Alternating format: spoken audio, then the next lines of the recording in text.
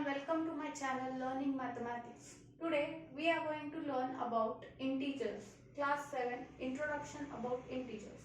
Before learning to this, we will know what we mean by integers. Integers are, let's review what we did in class 6. We have studied about the number line. In the center there is 0. The numbers which are to the right are 1, 2, 3, 4 and so on. So these numbers are positive numbers, and the numbers to the left of the line are -1, -2, -3, -4 and so on. So what are integers? The numbers which are all these negative numbers and all these positive numbers are integers. These are whole numbers which are known as integers, and 0 is neither positive nor negative. 0 does not have any positive or negative sign. So let's further study. Suppose there is a number which is 1/2 or 1/2. This can't be an integer because this is a fraction. It is not an integer. Or suppose a number is given as √3. This also cannot be an integer because it is a it is an irrational number. It is having under root. So integers are the only whole numbers. Now further we will study about these. On the left hand side there are all negative numbers. In the right hand side there are all positive numbers. But in this chapter you will have few concepts, you will have few words. Suppose it is called up, or if it is called top. So whatever the value will be given, suppose an aeroplane flies 500 meters or kilometers. So this 500 kilometers will be in plus kilometers because the word top or up is used. But if it is given down, or if it is given bottom, for example, a submarine travels 2000 kilometers down or bottom, so the value will be in negative. So this is one where the term up or top is used, the value becomes positive, and when the word down or bottom is used, the value becomes negative. Or if the word left is used, the value becomes negative. If it is used right, the value becomes positive. So this was about the basic concept. Next we will turn on to the operations. Now previously in the last class you had studied about the operations, that is about the signs. So we'll just go through these signs before going further through this chapter. So we were talking about the signs. So first let's revise all about the signs. First is the usual one which we do is plus plus. So you know always plus is always plus because we have studied. Suppose if I give a number 5 plus 3. When it is 5 plus 3, the number becomes 8. Thus there is no sign. So we were talking about the signs. So what are these signs? Just we will have a quick recap. First is plus plus becomes plus. This we are doing from first, that is plus plus becomes plus. For example, if we take a number as 5 plus 3, that will be 8. There is no sign with 8, that means the sign is a positive sign. Second rule says minus plus will be minus but sign of bigger number. Please note this in your books.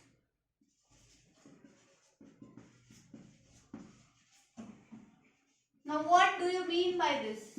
You have studied this in standard 6.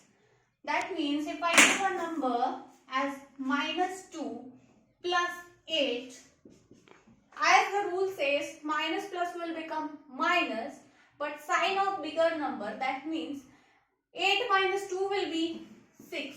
and bigger number here is 8, so the sign will be plus. But suppose I give you 2 minus 8, that becomes 6. But sign of a bigger number, 8 is a bigger number, that means the sign will be negative. Now, let's take, please note this in your books. Now, let's take the third rule, that is multiplication rule. Suppose minus multiplied by minus. So, minus multiplied by minus becomes always plus. Now, what is the meaning? Let's go further for this. Suppose I give minus 5 multiplied by minus 8. So, first we'll calculate 8 5s. 8 5s becomes 40. And what does the rule say? The rule says that minus multiplied by minus is plus. That means minus into minus will always be plus. The sign will come plus. But if I give a number minus into minus, that is, it became plus. But what if there is minus into plus or plus into minus?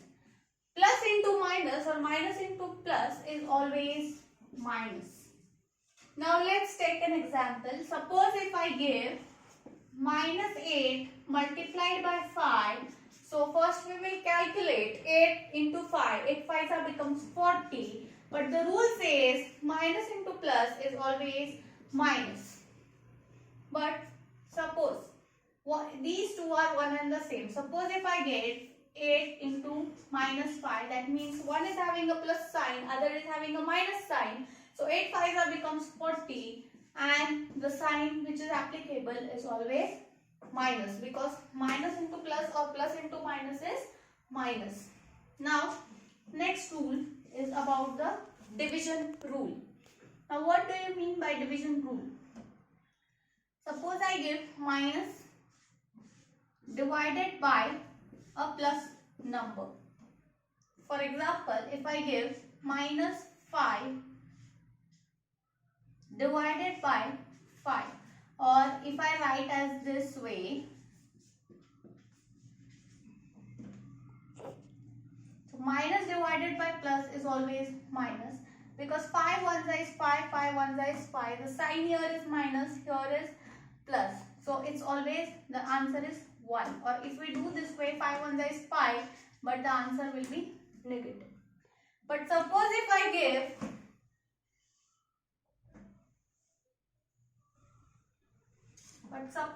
I give minus a number which is minus divided by a number which is minus, that answer which you will calculate will be in plus. For example, if I give minus 5 divided by minus 5, this will be 1. That means this. Suppose if I take it in a fraction form, this becomes 5 1s are 5, 5 1s are 5. This is minus sign which gets cut, this is minus sign which gets cut. So you are remained with the answer as 1. One more thing in this, suppose if I do 0 divided by 1. So always 0 divided by 1 is always 0. Or if I do 1 divided by 0, that is not 0, but it is an infinity. Now let's talk about the properties which are given in this chapter, integers. First property says it is a cumulative property. Now what is cumulative property? Let's see.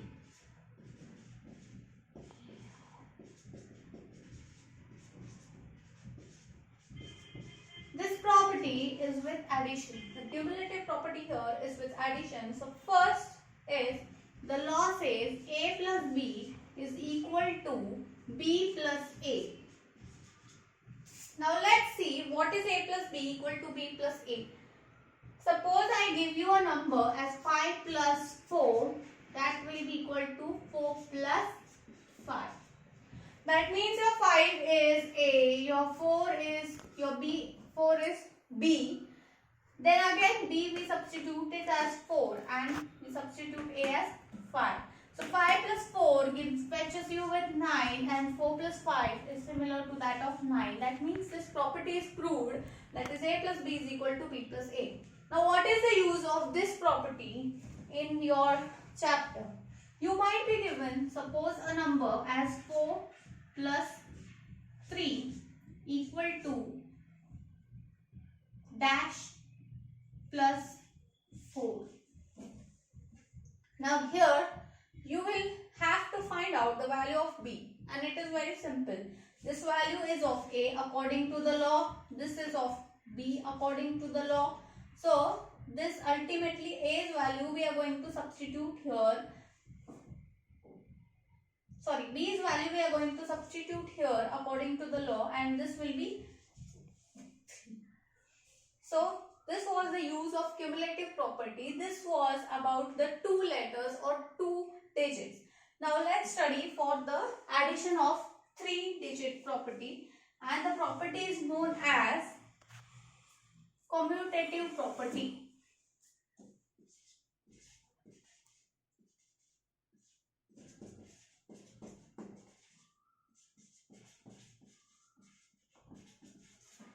Now what is commutative property? Let's see. The law says A plus bracket B plus C is equal to A plus B plus C. Now this property says that A plus B plus C is equal to A plus B plus C. Now let's see how. Suppose if I give a number 4 plus 6 plus 7, that will be equal to 4 plus 6 plus 7. Now let's calculate. 6 plus 4 becomes 10 and 10 plus 7 becomes, or if we calculate 4 plus 6 plus 7 becomes 13, and here this 6 plus 4 becomes 10 plus 7 becomes 17. Further we go here, 13 plus 4 it fetches up with 17. So this property is called commutative property, where 3 different numbers or terms are used. The use is again the same that in filling the blanks it might be asked. Suppose if I give a value of 5 plus dash plus 3, which is equal to dash plus 4 plus dash. So according to the rule, you can see here, this is A value, this is B value, and this is C value.